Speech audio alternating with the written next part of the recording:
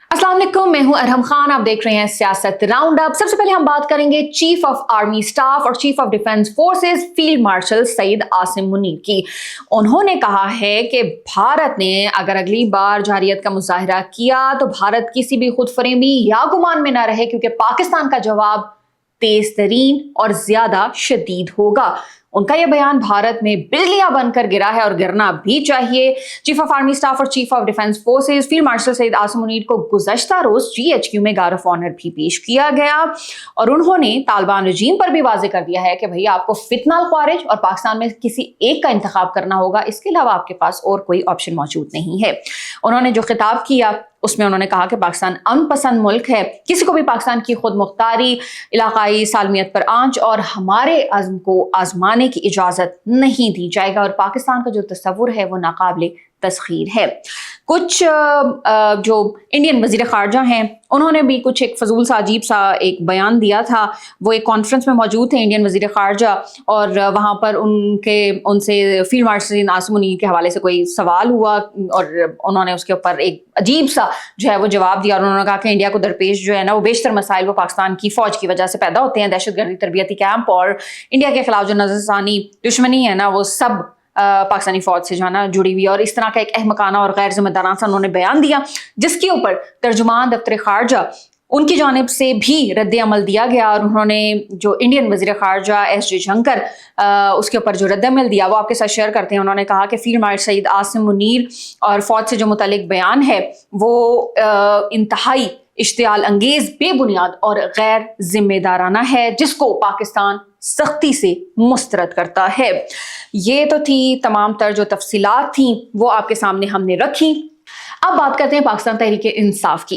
पाकिस्तान तहरीक इंसाफ की पार्लिमानी पार्टी का अहम इजलास हुआ, पार्लियामेंट हाउस में ये इजलास हुआ। मौजूदा सियासी जो सूरत हाल है, जो कशीदगी बनी हुई है, उस हवाले से जायज़ा लिया गया और तफसील से गौर भी किया गया। पार्लियामेंट में इमरान खान की तस्वीरें लाने पर भी पाबंदी लगाई गई है। ये सारी सूरत हाल का PTI को सामना है, इस हवाले से भी गौर किया गया और चेयरमैन पाकिस्तान तहरीक इंसाफ बैरिस्टर गौहर, उनको अब तहरीरी तौर पर आगाह कर दिया गया कि भाई आप चेयरमैन नहीं रहे और इलेक्शन कमीशन ने उनको ये आगाह किया है क्योंकि पाकिस्तान तहरीक इंसाफ के पार्टी इलेक्शंस जो हैं वो अभी तक मंजूर नहीं हुए, तो लिहाजा अब उन्हें ये ऑफिशियली कह दिया गया भाई आप चेयरमैन अपने नाम के साथ नहीं लगा सकते। पार्लिमानी जो पार्टी का इजलास हुआ था उसके अंदर फैसला किया गया कि और बैरिस्टर गौहर ने ये बताया कि हम पार्लियामेंट में इमरान खान की तस्वीरें उठाकर ही शिरकत करेंगे और उन्होंने उनकी तस्वीरें उठाकर शिरकत की भी। खैर, बैरिस्टर गौहर ने कहा कि भाई तस्वीरें उठाने से सिर्फ रुकनियत आपकी मुअत्तल हो सकती है, इसके अलावा वो ख़त्म नहीं हो सकती और जिसने जो करना है मतलब वो कर सकता है। साथ ही बैरिस्टर गौहर उन्होंने एक पॉजिटिव पैगाम देने की भी कोशिश की और उन्होंने कहा कि जो हो गया सो हो गया, हम ईंट का जो जवाब है वो पत्थर से नहीं देंगे।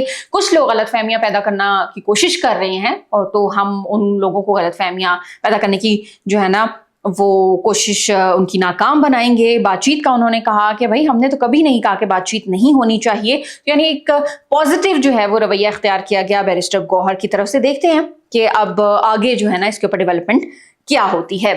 हुकूमती वज़रा उनकी हम बात करें, चाहे वफाकी हों सूबाई हों, वो बड़ा रिएक्शन दे रहे हैं और अरकान पाकिस्तान तहरीक इंसाफ को मुसलसल तनकीद का निशाना बनाया जा रहा है। पाकिस्तान तहरीक इंसाफ की जो रविश है और जो इमरान खान की जानिब से माजी में ट्वीट्स की गई हैं बहुत अजीबोगरीब किस्म की, उस हवाले से भी।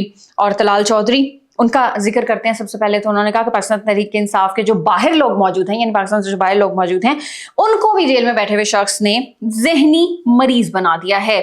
ये लोग कोई फैसला नहीं कर सकते क्योंकि इनके पास इख्तियार ही नहीं है।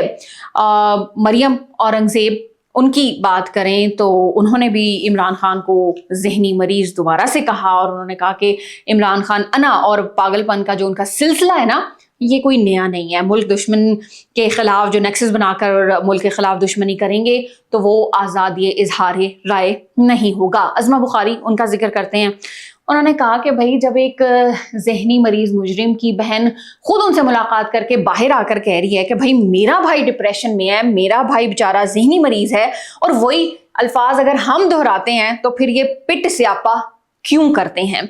तो ये तमाम तर जो सूरत हाल है हुकूमती वज़रा की, सूबाई वज़रा की, वो हमने आपके सामने रखी है। अब बात करते हैं वज़ीर आला खैबर पख्तूनख्वा सुहेल खान आफरीदी की।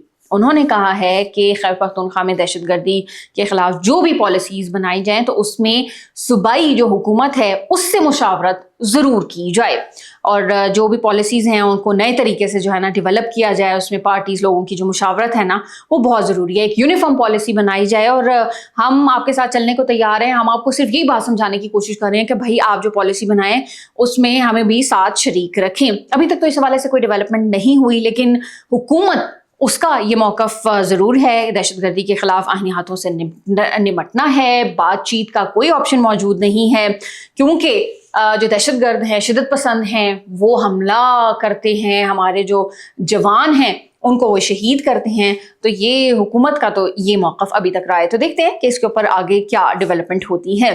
اب بات کرتے ہیں گورنر خیبر پختونخوا فیصل کریم کنڈی کی۔ انہوں نے کہا ہے کہ اگر صوبائی حکومت وفاق سے تعاون نہیں کرے گی تو گورنر راج مجبوری بن جائے گا، اور آئین میں گورنر راج کا آپشن بھی موجود ہے۔ انہوں نے یہ بھی کہا کہ ایک شخص سزا یافتہ ہے اور وہ اپنی سزا بھگتے گا، اور عمران خان کا جو فیصلہ ہے نا وہ عدالتیں ہی آبویسلی کریں گی۔ انہوں نے ساتھ یہ بھی کہا کہ اب لوگوں نے فیصلہ کرنا ہے، نہ کہ سڑکوں نے فیصلہ کرنا ہے، اور ہٹ دھرمی کی جو روش ہے اس کو ہرگز برداشت نہیں کیا جائے گا۔